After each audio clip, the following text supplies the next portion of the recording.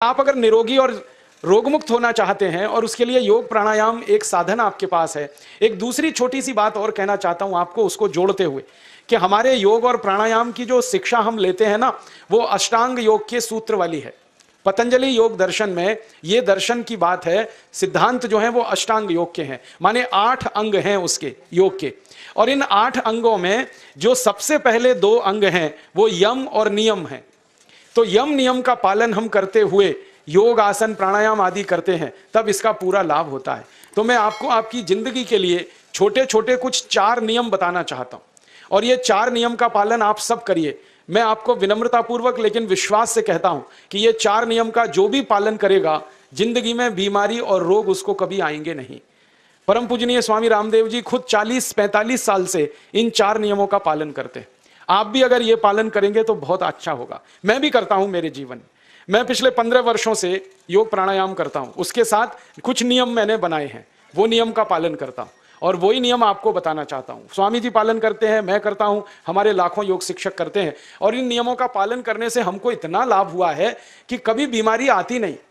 15 साल से मैंने हर बार मेरा बीपी चेक किया, नॉर्मल है, शुगर नॉर्मल है, ट्राइग्लिसराइड्स नॉर्मल है, कोलेस्ट्रॉल नॉर्मल है। पिछले 15 साल में कभी सर्दी जुकाम भी नहीं हुआ, गला भी नहीं बैठा, कभी हॉस्पिटल नहीं देखा, कभी डॉक्टर के पास नहीं गए, क्योंकि जरूरत नहीं पड़ी।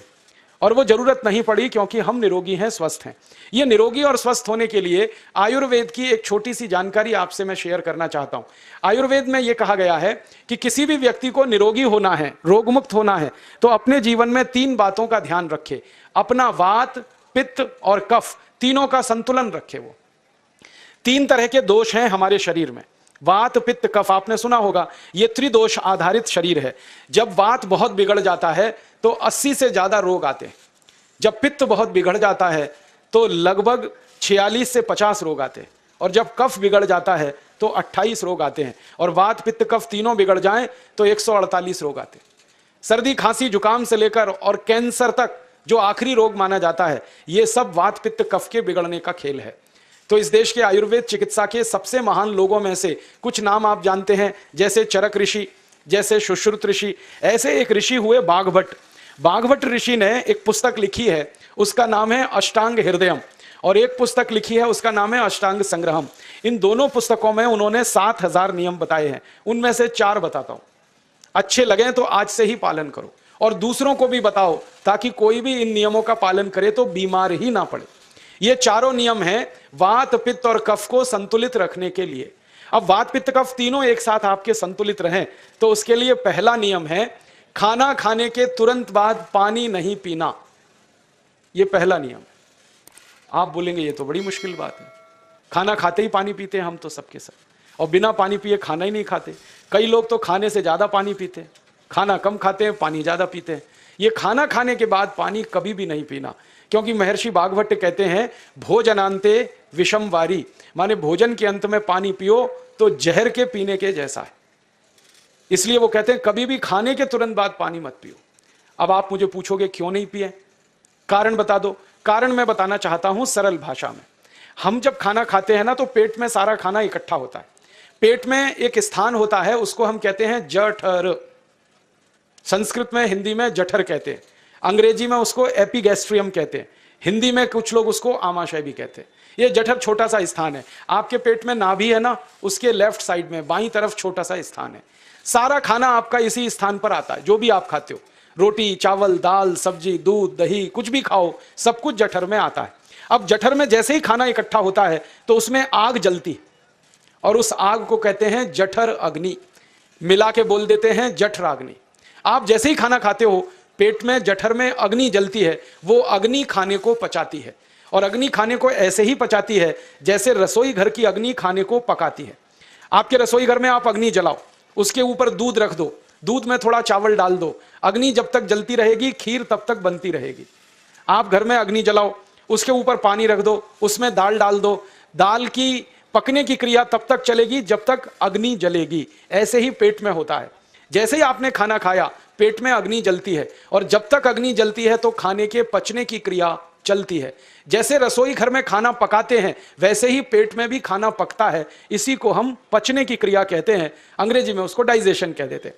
तो आपने खाना खाया, पेट में अग्नि जल गई, अब वो खाने को हजम करेगी, पचाएगी। अब मुझे एक प्रश्न का उत्तर दो आप, कि जैसे ही आपने खाना खाया, पेट में अग्नि जल गई और वो खाने को पचा रही है, तुरंत आपने गट गट गट गट पानी पी लिया और खूब ठंडा पानी पी लिया, बर्फ मिलाया हुआ पानी पी लिया, फ्रिज का पानी पी लिया।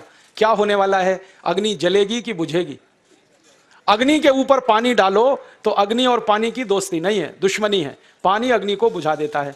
तो आपने खाना खाया, अग्नि जली, पीछे से गट-गट पानी पी लिया, अब अग्नि शांत हो गई, अब खाना पचेगा नहीं, तो वो पेट में पड़ा पड़ा सड़ेगा और सड़ा हुआ खाना 100 से ज्यादा विष पैदा करेगा और वो 100 विष आपकी जिंदगी को नरक बना देंगे और जिंदगी भर आप बीमार पड़े रहेंगे। आपको मालूम है, कई लोग कहते हैं मुझे पेट में बहुत गैस बनती है। ये गैस उन्हीं को बनती है जिनका खाना हजम नहीं होता।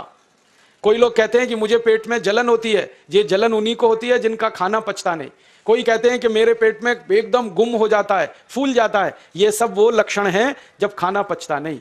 तो खाना पचेगा नहीं तो सड़ेगा, सड़ेगा तो विष पैदा करेगा और वो विष आपको बीमार करेंगे। इसलिए महर्षि भागवत ने कहा, खाना खाते ही पानी मत पियो।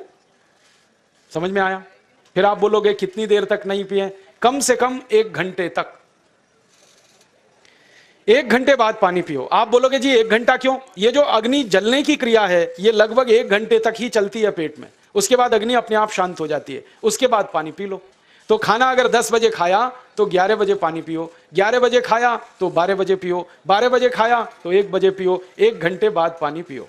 अब आपके मन में यह सवाल आ सकता है कि खाना खाने के पहले पी लें क्या? हाँ पी लो, 40 मिनट पहले पेट भर के पानी पी लो।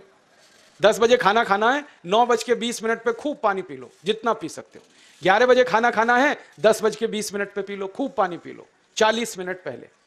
आप और एक सवाल पूछ सकते हो कि अच्छा ठीक है, खाने के बाद पानी तो नहीं पिएंगे, कुछ और पी सकते हैं क्या पानी को छोड़कर? तो उसके लिए भागवत जी कहते हैं कि खाने के तुरंत बाद अगर पीना है तो दही की लस्सी पियो, मट्ठा। खाने के बाद अगर तुरंत पीना है तो फलों का रस पियो, गन्ने का रस पी लो, संतरे का रस पी लो, मौसमी का रस पी लो, अनार का रस पी लो। अब आप कहोगे ये सब महंगी महंगी चीजें बता रहे हैं, गन्ने का रस, संतरे का रस, अनार का रस, पैसे तो है नहीं। तो सबसे सस्ता रस है नींबू का ही रस पी लो, शिकंजी बना के पी लो, वो तो सबसे सस्ता है। तो खाना खाने के बाद या तो दही की लस्सी पियो या रस पियो। और एक तीसरी चीज है, दूध पी सकते। तो खाने के तुरंत बाद पीना है तो दही की लस्सी या मट्ठा, खाने के तुरंत बाद पीना है तो कोई फल का रस, खाने के तुरंत बाद पीना है तो दूध। पानी 1 घंटे बाद पियो। और अगर एक बात ध्यान रखो तो अच्छा है कि सवेरे खाना खाते हैं जिसको हम ब्रेकफास्ट कहते हैं, नाश्ता, तो फलों का रस पीना अच्छा, दोपहर को खाना खाएं तो लस्सी और मट्ठा पीना अच्छा, और रात का खाना खाएं तो दूध पीना अच्छा। जो लोग इस नियम का पालन कर सकते हैं जिंदगी में कभी भी 80 रोग उनको नहीं हो सकते। वात पित्त कफ तीनों ही इस एक छोटे से नियम से संतुलित रहते हैं। तो ये पहला नियम मैंने आपसे कहा।